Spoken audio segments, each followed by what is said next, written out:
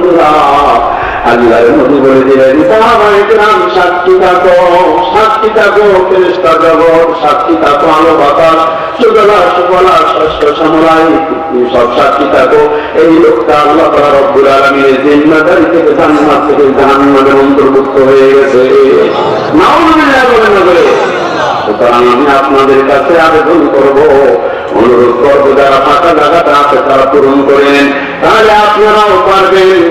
জিকিরের সাথে সাথে আসেন, আপনারাও পারবেন আল্লাহর নবী ওই সেই শিক্ষিত কোরআনের মজলিসকে শূন্য করার জন্য। অনেক ভাইয়েরা বাড়িতে দাঁড়িয়ে আছেন, পাশে দাঁড়িয়ে আছেন, বসার জায়গা পাচ্ছে না। বন্ধুরা আমার, তাদেরকে একটু সুযোগ করে যদি দিতে পারেন, তাদেরকে যদি আপনি একটু সুযোগ করে দিতে পারেন, আল্লাহর নবী বিশ্ব নবী মুহাম্মদ রাসূলুল্লাহ সাল্লাল্লাহু আলাইহি ওয়াসাল্লামের সেই আপনি উম্মতের সাথী প্রেমী নবী রাসূল মাওলিয়া কেরামের জিম্মাদারিতে আপনিও জান্নাতি হয়ে যাবেন।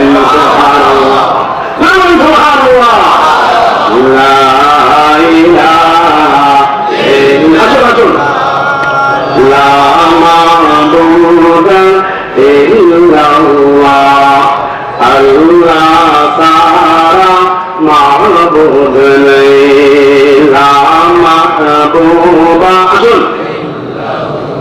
যারা যেখানে ঝাড়পাটা যারা আছে পিছনের সামনে দাঁড়িয়ে আছেন, লা মাহবুবা ইল্লাল্লাহ, আল্লাহ তাআলা বন্ধু নেই, লা ইলাহা ইল্লাল্লাহ মুহাম্মাদুর রাসূলুল্লাহ সাল্লাল্লাহু আলাইহি ওয়াসাল্লাম। বন্ধুরা, আল্লাহর নবী একটা মাহফিল মজলিসে আপনি বসছেন, কোরআনের মজলিসে আপনি হেলান দিয়ে বসবেন।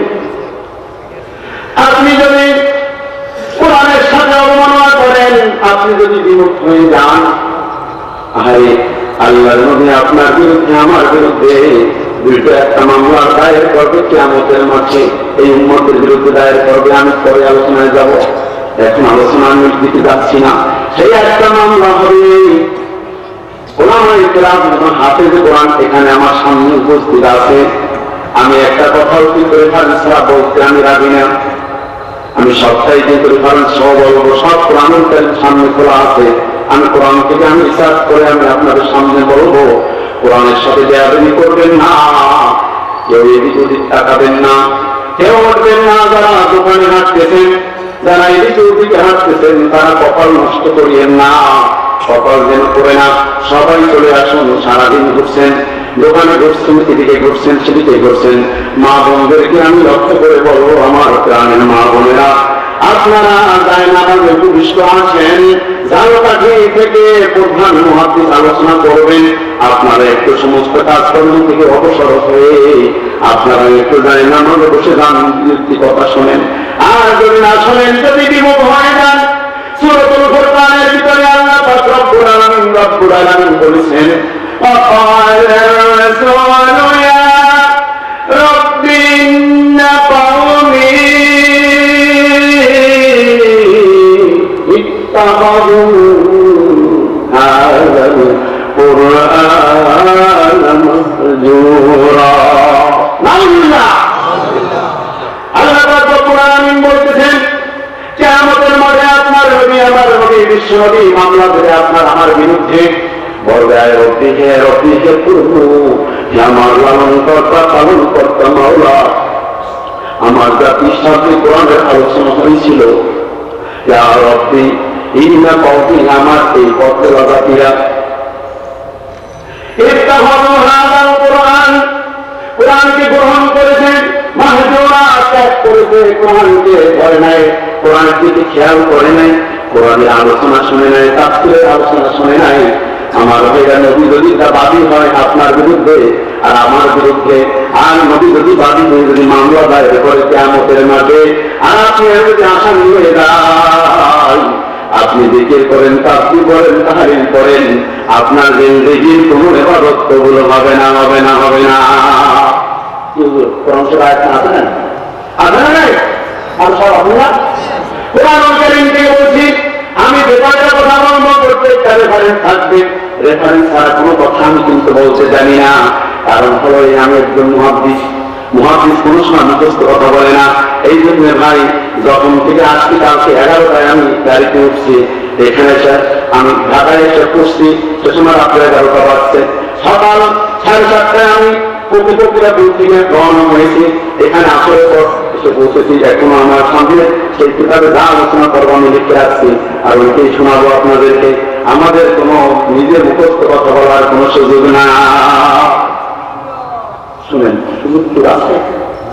আপনি দেখতে বন্ধুরা সংখ্যার কাছে সে রাখে যে এই মাসালা বর্ণনাকারীর বর্ণনা মতে হেদায়া এত পৃষ্ঠা, ফাইজুল বাড়ি এত পৃষ্ঠা, দারুল ফতুয়া দেওয়ান এত পৃষ্ঠা, ফতুয়া সিদ্দিকিয়া এত পৃষ্ঠা, ফতুয়া রশিদিয়া এত পৃষ্ঠা, ফতুয়া আহসানুল ফতুয়া এত পৃষ্ঠা, খালি পৃষ্ঠা নাম।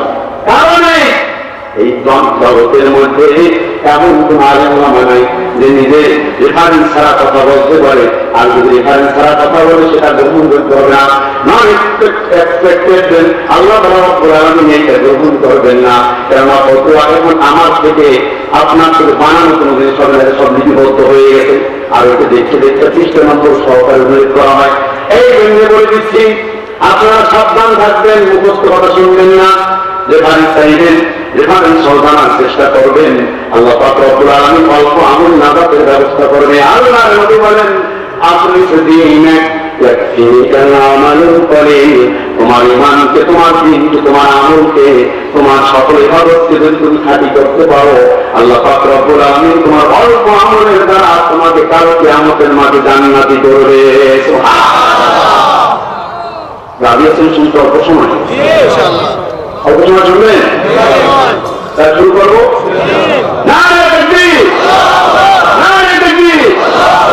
আল্লাহ কবুল করবেন।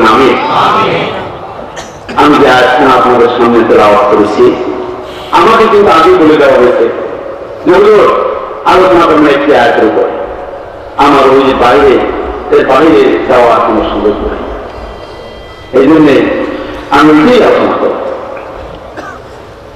আল্লাহ রাব্বুল আলামিন আয়াতের তেলাওয়াত বলা হয়েছে, এখন অনুবাদ শুনে নেন এক মিনিটের ভিতরে। আল্লাহ রাব্বুল আলামিন বলেন, আলাম ইয়ানি লিল্লাযীনা আমানু, যারা ঈমানদার, যারা ঈমান এনেছে, তাদের কি এখনো সময় হয় নাই আন তাখশা কুলুবুহুম মিন যিকরিল্লাহ, আল্লাহ রাব্বুল আলামিনের যিকিরের জন্য নিজেকে 100 ভাগ আল্লাহ জিকির এবং আল্লাহর স্মরণের জন্য আল্লাহকে যখন ডাকবেন 100 ভাগ নিজেকে রেডি রাখবেন এবং আল্লাহর দিকে নিজেকে ফিরিয়ে রাখবেন। দুনিয়ার কোনো দিকে তাকাতে পারবে না, কোনো সময় জিকিরের সময় মন অন্যত্র দেওয়া যাবে না।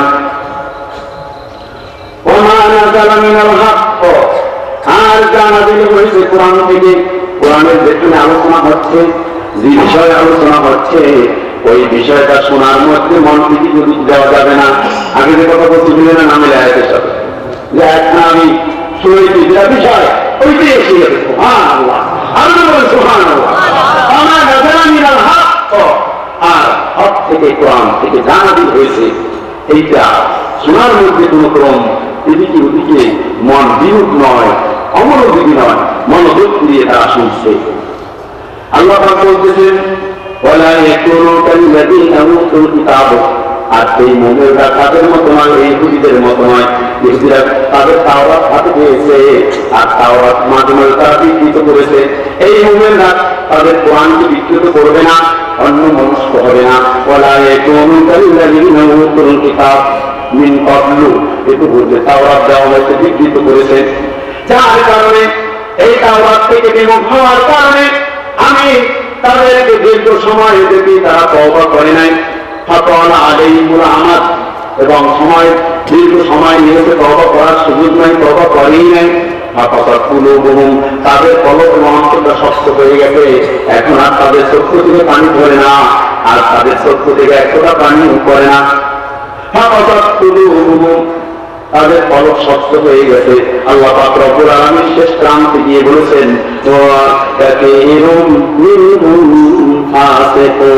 তাদের মধ্যে অধিকাংশই কাফের, এই নাস্তিক, কারণ তারা এই আওয়াজ থেকে বিমুখ হওয়ার কারণে বলেন নাউজুবিল্লাহ অনুবাদ হয়েছে। এখন আমি এইখানে 3টে পয়েন্ট আছে, 3টে পয়েন্টে আলোচনা করবো খুব সংক্ষিপ্তভাবে। প্রথম পয়েন্ট হলো যে মুমিন বান্দা যে আল্লাহ জিকির করবে, সেই জিকিরটা হবে একমাত্র আল্লাহ পাক রব্বুল আলামিনের সন্তুষ্টির জন্য, সেটা লোক দেখানোর জন্য হবে না, কথা ঠিক কিনা? সেটা কারো খুশি করার জন্য হবে না, সেটা ধরে বিরিয়ানি খাবে, সিঁড়ি খাবে, তোর মকরল খাবে, এই জন্য যে মাহফিলে আসছে সেজন্য হবে না, কথা ঠিক কিনা? এইটাই এখানে নির্ধারণ করেছে। প্রশ্ন হলো এই যে হুজুর এইখানে এই আয়াতের দরকার থাকে, আমাদের এই আয়াতের নাজিল হয়েছে রাসূলের উপরে, আর রাসূলের উপরে যখন আয়াতখানা নাজিল হয়েছিল বন্ধুরা আমার, তখন তো সাহাবায়ে কেরাম কোরআন থেকে বিমুখ ছিল নাকি? তারা কি আরেকটাই ছিল নাকি? আরে তারা তো সবসময় কোরআনের দিকে ফিরেছিল, কোরআন শরীফ সম্পর্ক আর জিকির সম্পর্ক তার সবসময় মনোযোগ ছিল। তারপরেও কেন আল্লাহ পাক রব্বুল আলামিন এইটা বললেন? এইটা বলার কারণটা ছিল সময় সামনে নজরুল বুঝতে হবে। আমি দেখলাম তফসির জালালাইনের ভিতরে হাসিয়ার ভিতরে রুহুল বয়ানের যে হাদিস উল্লেখ করেছেন, 3খানা হাদিস কই হাসিয়ার ভিতরে আলোচনা হয়েছে, তার মধ্য থেকে একখানা হাদিস হযরত আবু বকর সিদ্দিক রাদিয়াল্লাহু তাআলা আনহু থেকে বর্ণিত হয়েছে। আবু বকর সিদ্দিক রাদিয়াল্লাহু তাআলা আনহু বলতেছেন যে আমি আমার সামনে যখন এই আয়াতখানা তেলাওয়াত করা হলো, তখন তেলাওয়াত করার সাথে সাথে আমি মনে করতে লাগলাম, আরে আমি আবু বকর, আমার উপরে মনে হয় আল্লাহ পাক রব্বুল আলামিন বেজার হয়ে গেছে, না হয় আমার উপরে কেন আসবে? যে মুমিনদের কি হলো, মুমিনদের কি হলো? আল্লাহর জিকিরে তারা মন কেন বসাইতেছে না? আবু বকর কেঁদে দিলেন। আবু বকরের সামনে ছিল ইয়ামামা থেকে একটি আহত বড় একটি জামা, যে আন্না হালাল ইয়ামামাতে আতাও আবা বকরিন কুরিয়াত আলাইহি হাযিহিল আয়াতুল কারীমা। এই আয়াত কারিমাটা তেলাওয়াত করেছিল আবু বকর, সেখানে উপস্থিত আবু বকর কাঁদতেছে, আর ইয়ামামাবাসীর ওই লোকেরাও কান্না শুরু করে দিয়েছে। আরে আবু বকরের যদি আবু বকর চিন্তা করতে লাগলো, তোমাকে আমি যেভাবে ডাকা দরকার ছিল, যেভাবে তোমার বিক্রি করা দরকার ছিল, আমি আবু বকর মনে হয় আমার দ্বারা সম্ভব হয় না। কানতে কানতে আবু বকরের দুই চোখ থেকে পানি ধরে মুখ বসে গেছে। এই এক রায় করলাম, মা আয়েশা রাদিয়াল্লাহু তাআলা আনহা বলেন, روي عن عائشة رضي الله تعالى عنها أنها قالت أن النبي صلى الله عليه وسلم أتى على أهل المدينة وهم يضحكون في المسجد। রাসূল পাক সাল্লাল্লাহু আলাইহি ওয়াসাল্লাম আগমন করলেন মদিনাবাসীর মসজিদ নববীর ভিতরে এসে দেখতেছেন যে সাহাবায়ে কেরামদের মধ্যে অনেকে হাসি ঠাট্টা করতে থাকছে, বিলাস বিলাসের কোনো শেষ নাই। আরে সাহাবায়ে কেরামের বিলাসিতা দেখে আল্লাহর নবী বলতে বাধ্য হইলেন যে ইন্নাকুম তাদহাকুন আলাম ইয়াতিকুম মির রাব্বিকুম আমানুন, তোমাদের কাছে কি আল্লাহর পক্ষ থেকে কোনো আমানত আসছে কিনা, কোন নিরাপত্তা, কোন সেখানেন্স, কোন সার্টিফিকেট পাইছো কিনা, যে এইভাবে আল্লাহকে ছেড়ে দিয়ে, আল্লাহর দিকে ছেড়ে দিয়ে তোমরা এইভাবে হাসতেছ, তাহলে এরকম কোন রেফারেন্স তোমাদের কাছে, এরকমের কোন সার্টিফিকেট সনদ তোমাদের কাছে আসছে কিনা?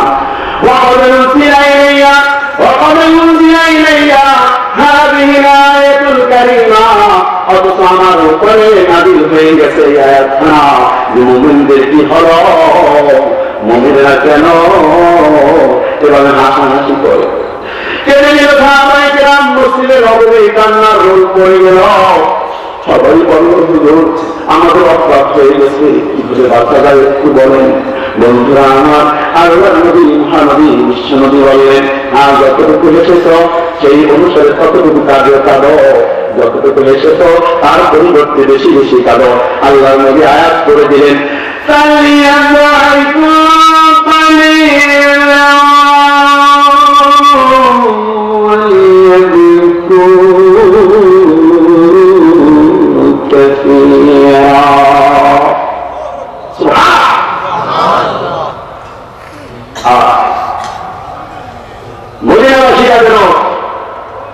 সে মক্কার কষ্ট ভুলে না দিয়ে আজকে মদিনায় তারা ভাষা হয়ে গেছে, ঠান্ডা হয়ে গেছে, আল্লাহকে ভুলে গেছে।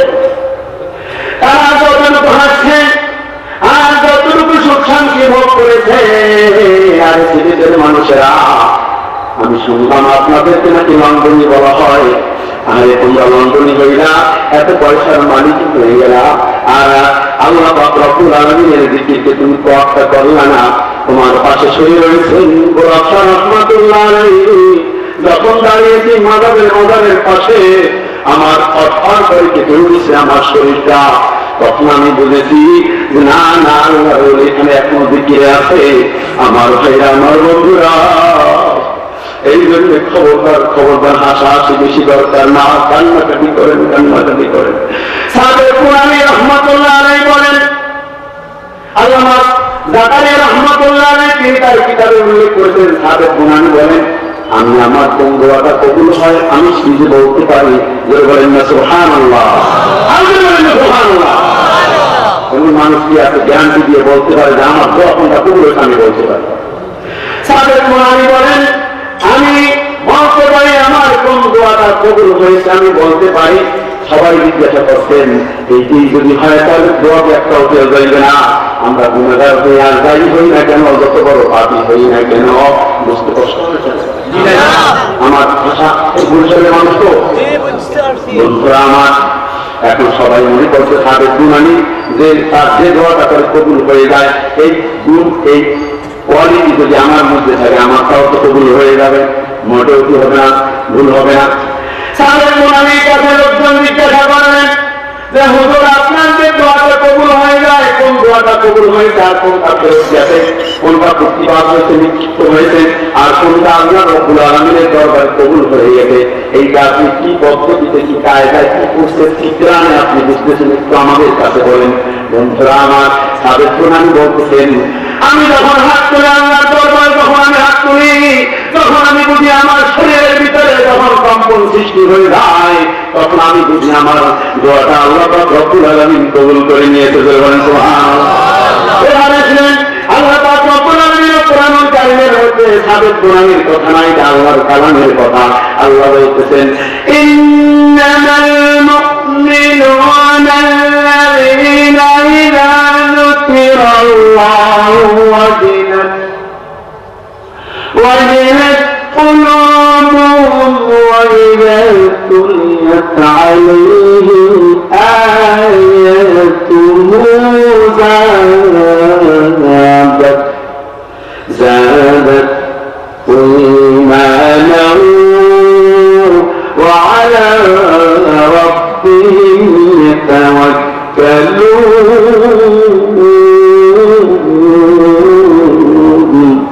سبحان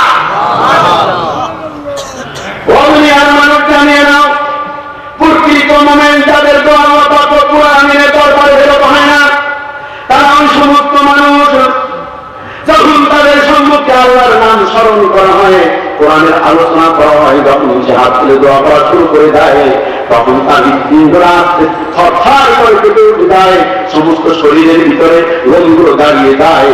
এরাই হচ্ছে প্রকৃত মুমিন, এদের দোয়া কোনোদিন আল্লাহ ফেরত দেয় না। আমি যখন দাঁড়াইলাম আল্লাহর ওলির দরবারে, আমার শরীরটা এমন একটা ঝিক দিল, আমি মনে হলো যে আমি গুনাহগার, মনে হয় ওইখানকে কেটে পড়বো।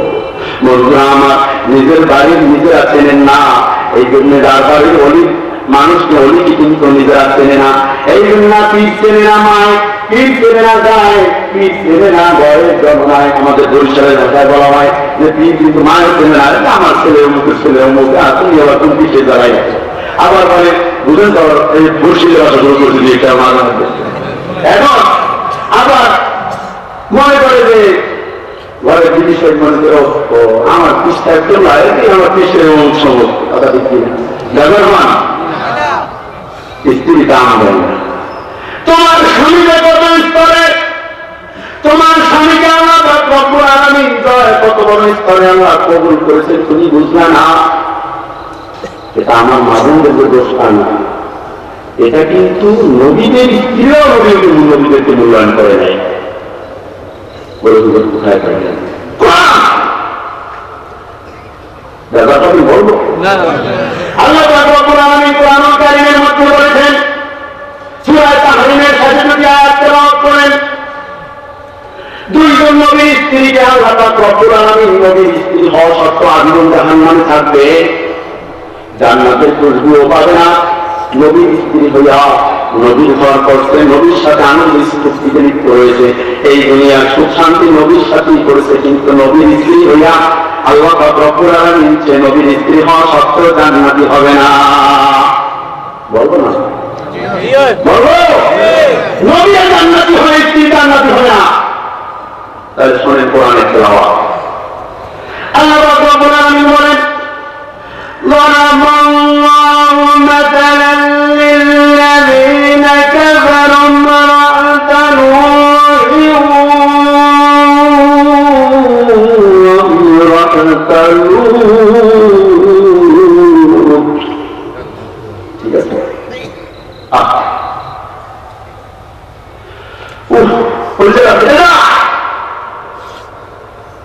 আল্লাহ রাব্বুল আলামিন বলেন, দুইজন উলুল আযম পয়গম্বর, আল্লাহ তাআলা রাব্বুল আলামিনের সবচেয়ে প্রিয় মানুষ দুইজন নবী।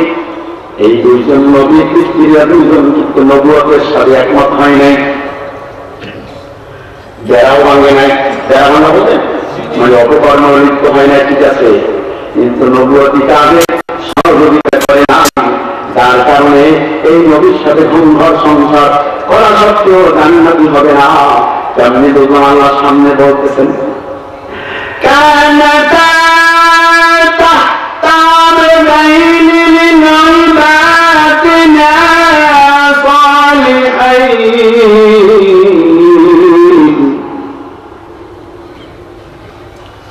সালিহাইন ফাখানতাহুমা فلم يغن عنهما من الله شيئا وقيل ادخلا النار مع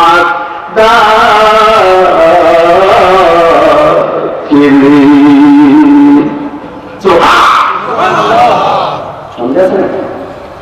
আল্লাহ রাব্বুল আলামিন বলেন, আমার এই দুই বান্দী কানাতা তাহতা আবদাইন সালিহাইন, আমার দুই নেককার বান্দার আওতায় ছিল, সংসার করেছে, মাইয়াগুলা মেয়ে ছেলেদেরকে লালন পালন করছে। এই দুই নবী স্ত্রী কাজ হবে কি নবুয়তের সাথে একতা মত প্রকাশ করতে পারে নাই, এসলাফকে মানে নাই, নবীর দাওয়াতের কাজে সহযোগিতা করে নাই, যার কারণে আল্লাহ পাক রব্বুল আলামিন বলতেছেন যে কিলাদতুলান নার মা'আ বলুন। এই জন্য যে আপনার আমার স্ত্রী আপনাকে আমাকে চেনে না, আপনার বাড়ির মানুষ মনে করছেন যে এখানে শো আছে, পাত্তা দিবেন না। পাত্তা দিবেন এমন এক সময়, যেই সময় পাত্তা দিলে লাভ হবে না, যে সময় কান্নাকাটি করলে লাভ হবে না, যে সময় ক্রমণ করলে লাভ হবে না, সেই সময় কানবেন, সেই সময় কান্নাকাটি করবেন। আমার দেশে কথা আছে যে আজকে বুঝবা না, বুঝবা কাল, আর পাতা থাপড়াবা আর যে বাধা বুঝলেন কি रोने की अब तो जब रोया नहीं, अब तो जाने के बाद रोने से कुछ फायदा नहीं। अल्लाह रसूल बोलें, अरे अरे दुनियार মানুষ কান্নার সময় কান্না না, আরে জিকিরের সময় জিকির করলা না, যখন আল্লাহকে ডাকা দরকার ছিল তখন ডাকলা না। এখন যতই তুমি কারো কবরের মধ্যে জিন্দেগি ভর কাটলেও তোমার কান্নায় লাভ হবে না। আইসো ইশরাত কে লিয়ে ইনসান হি ইয়াদ রাখ তু বান্দা है मेहमान नहीं। আল্লাহ আল্লাহ রলিয়া তারা কামাই করে গেছে।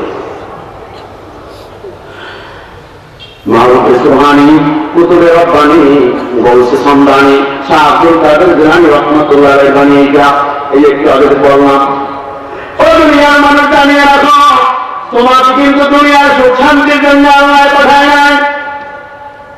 যদি তাই হতো সাহাবায়ে কেরাম একটু হাসি ঠাট্টা করতেন, মুসলিমকে ধরে দিতে সাথে সাথে আল্লাহর পক্ষ থেকে আয়াত চলে আসছে। কিন্তু মুমিনের জন্য এই দুনিয়াটা হাসা খেলার জায়গা না, এই দুনিয়াটা কান্নাকাটি করার জায়গা। দুনিয়ার বিষয় জায়গা কান্নাকাটি যে যতদূর কানতে পারবেন সে ততদূর আল্লাহ পাক রব্বুল আলামিনের দরজা পাবেন। কথা ঠিক কি না? জাগনা হ্যায় জাগলে আল্লাহ কি সায়ে তলে,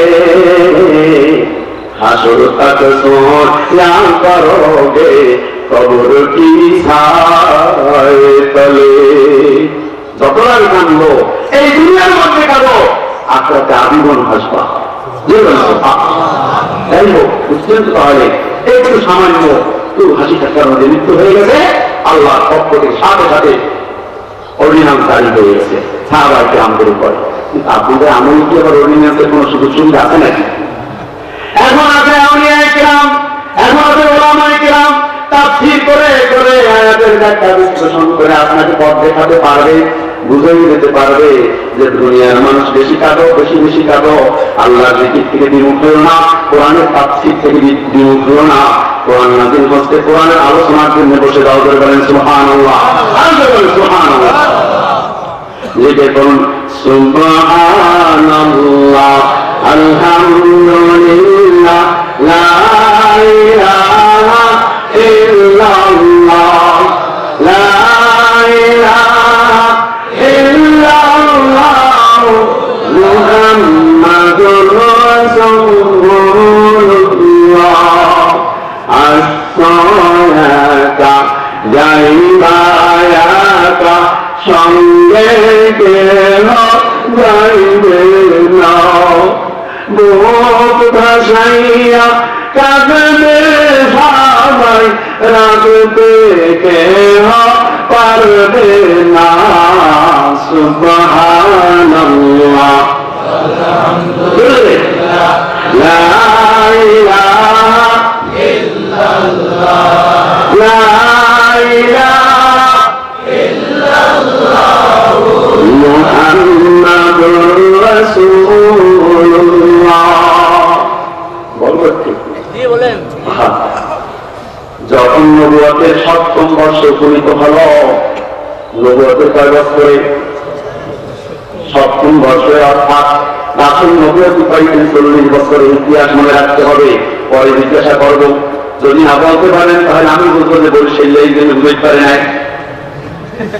আল্লাহ নবী নবুয়ত পাইতে কয় বছরে? ৪০ বছরে। ৭ নম্বর বছরে হয় ৭ম বছর, তখন রাসূলের বয়স হয় ৪৭ বছর। জোরে বলেন সুবহানাল্লাহ। ৪৭ বছরের সময় রাসূল যখন দাওয়াতের কাজ নিয়ে যখন মানুষের দরবারে দাঁড়িয়ে দাঁড়িয়ে বারে বারে যখন গেলেন, তখন কাফেররা দেখতে লাগলো যে মুসলমানরা, আবু বকর মুসলমান হয়ে গেছে, ওসমান মুসলমান হয়ে গেছে, উমর মুসলমান হয়ে গেছে, বিলাল মুসলমান হয়ে গেছে। মুসলমানদের মধ্যে প্রবৃদ্ধি বাড়তি আছে, ওরা হতাশ হয়ে গেছে। এই জন্য বাধ্য হয়ে তারা সিদ্ধান্ত নিয়েছে যে মুসলমানদের সাথে আর আমাদের সাথে একটাই পথ আছে, যে আবু তালেবের কাছে যতই আবেদন করা হয়েছে, দরখাস্ত দেওয়া হয়েছে, আবু তালেব গ্রহণ করে নাই, তাহলে আবু তালেব মনে হয় মানবি না।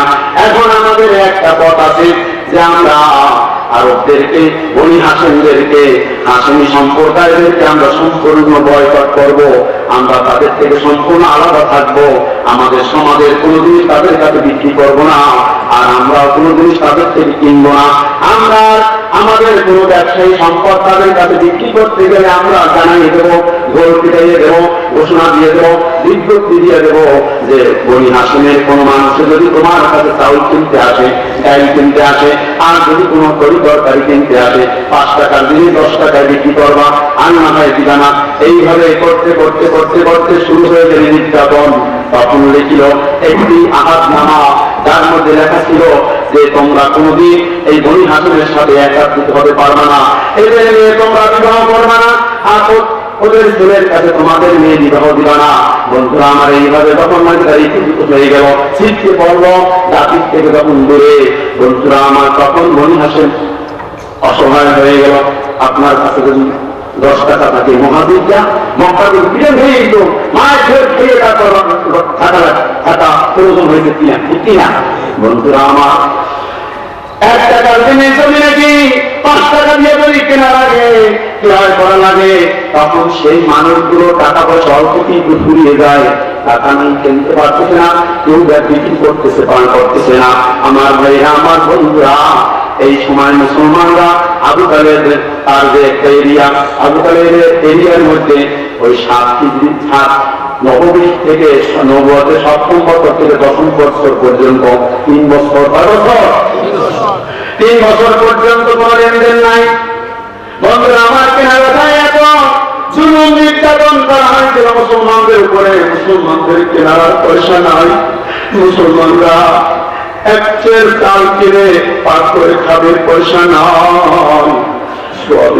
আমি দলের ওই ডালগুলো পাতা সিবাইয়ে সিবাইয়ে মুসলমানরা খাইছে। বন্ধুরা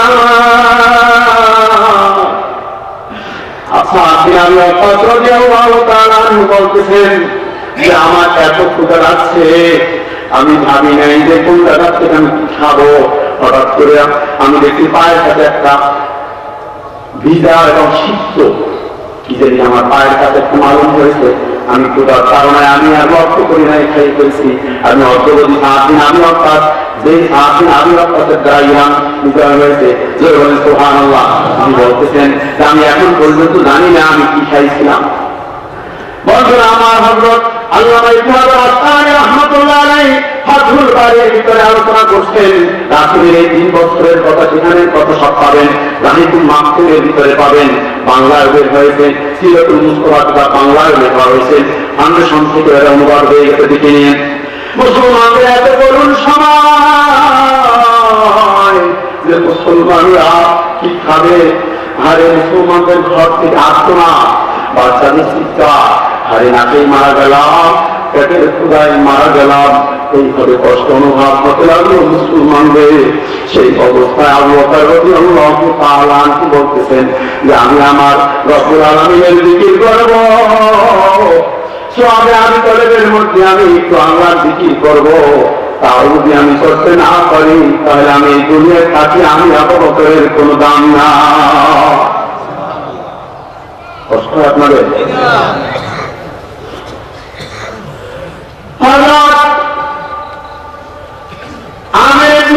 তিনি বলতেছেন খাদিজার পক্ষ থেকে খাদিজার জন্য কিছু মালামাল নিয়ে দেওয়ার ব্যবস্থা হয়েছিল।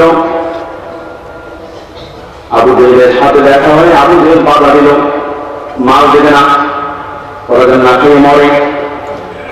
আর একজনের দুপুরে মালদের তাও দিতে দেবে না।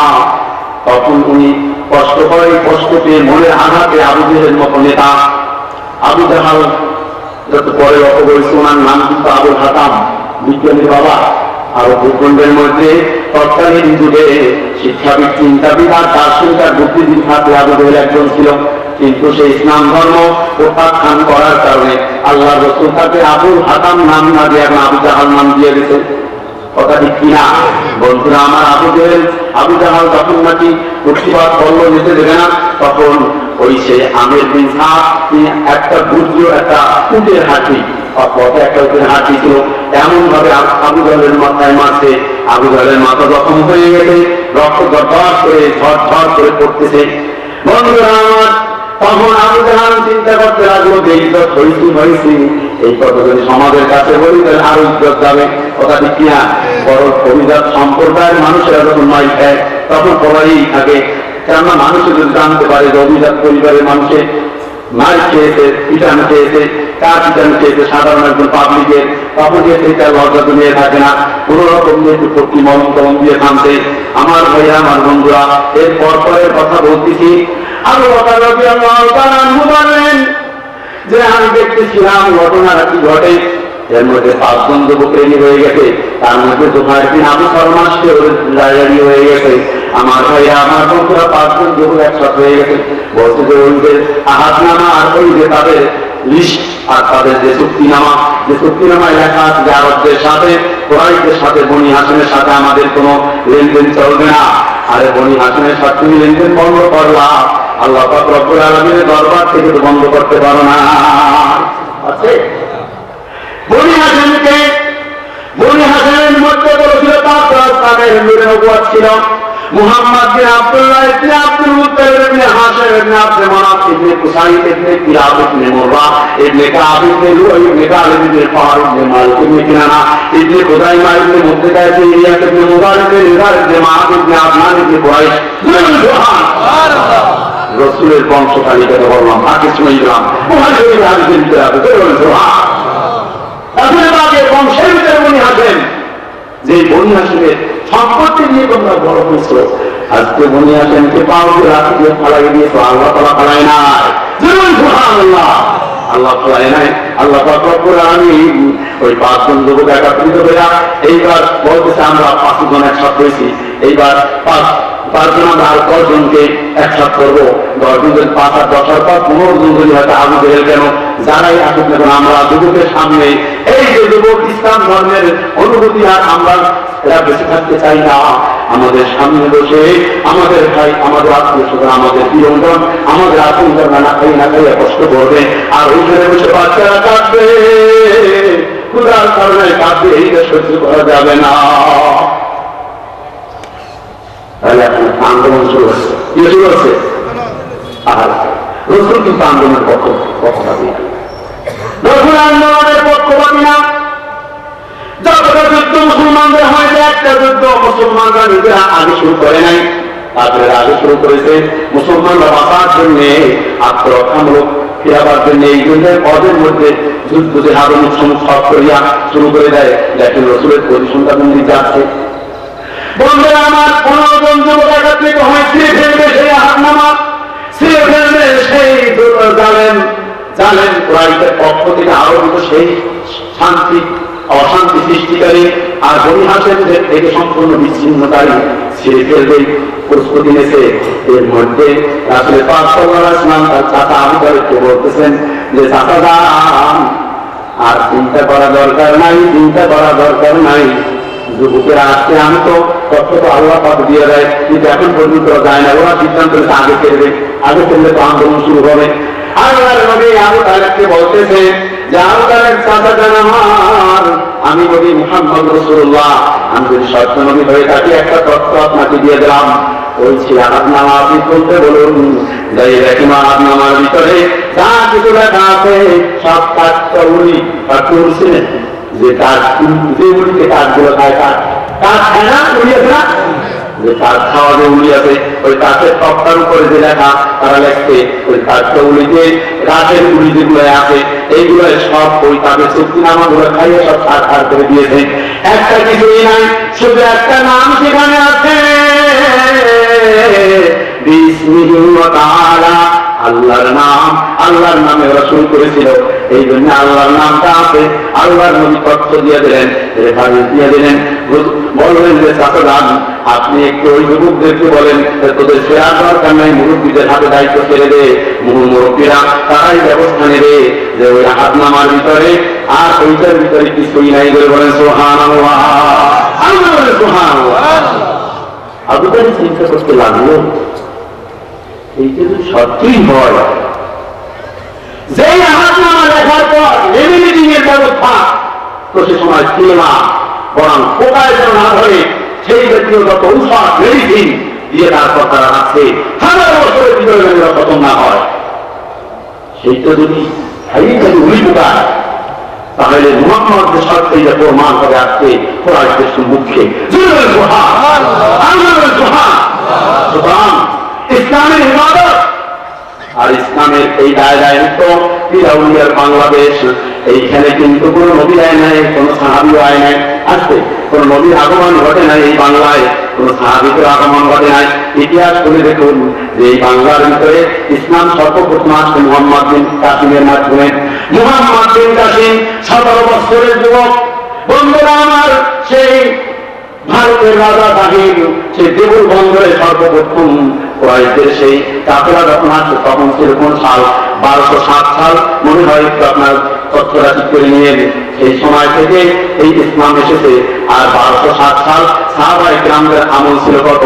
আল্লাহ নবী বলেন খায়রুল কুরুনি কারনি সুম্মা আল্লাযীনা ইয়ালুনহুম সুম্মা আল্লাযীনা ইয়ালুনহুম, যে সবচেয়ে আমার যুগ উত্তম যুগ, তারপর তাবিঈদের যুগ, তারপর তাবিঈনদের যুগ।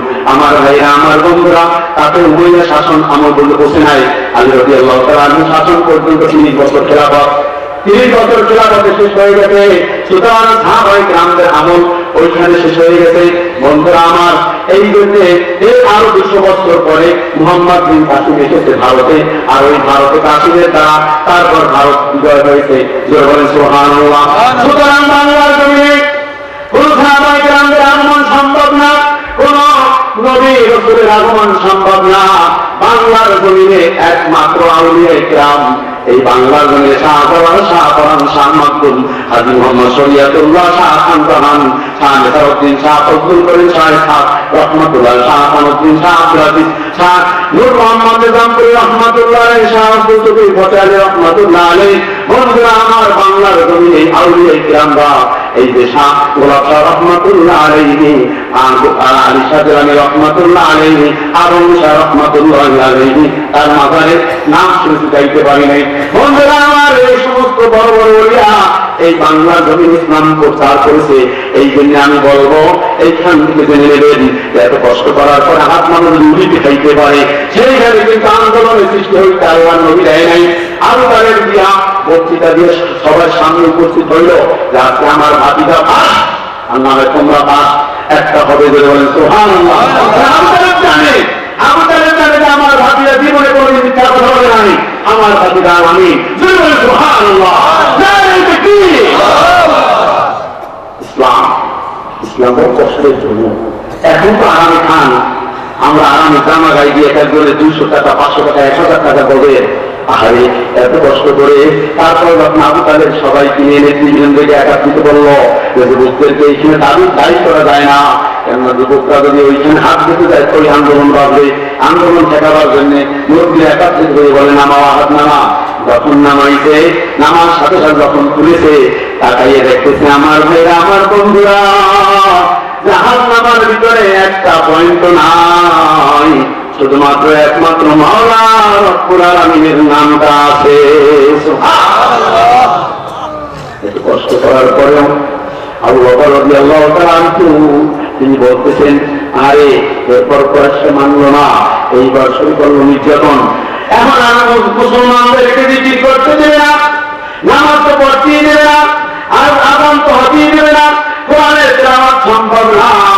রাসূল পাক সাল্লাল্লাহু আলাইহি ওয়াসাল্লাম, আমি কিন্তু লাইনে আছি, আমার কথা হইল শুরু হয়েছে কি আল্লাহ পাক রব্বুল আলামিনের জিকির থাকবে আপনার একমাত্র অন্তরে। আল্লাহকে সামনে নেব, আল্লাহকে হাজার না জানবো, নাদের জানবো, আল্লাহকে হাজার নাদের জানি। কিন্তু এখন চলতে আছে মুসলমানদের অবস্থা, চলতেছে না যে বলতেছি ওই যে সেই আমলের কথা আর কি, আবু বকরের কথাগুলো বলতেছি। সেই আবু বকর কিন্তু দুনিয়ার কোনো চাকচিক্য বোঝে নাই, দুনিয়া টাকা পয়সার লোভী হয় নাই, বুঝে কিন্তু টাকা টাকা তো দূরের কথা, পিটার খাইয়া মার খেয়ে পড়াইবে করে দুই টাকা নাই, টাকা দিচ্ছি না। শেষ পর্যন্ত মুসলমানদেরকে আল্লাহর নবী, মহানবী, বিশ্ব নবী মুহাম্মদ রাসূলুল্লাহ সাল্লাল্লাহু আলাইহি ওয়াসাল্লাম বললেন, তোমরা নিজেরা দান বাঁচাবার জন্য, তোমরা নিজেরা বাঁচার জন্য, ইমান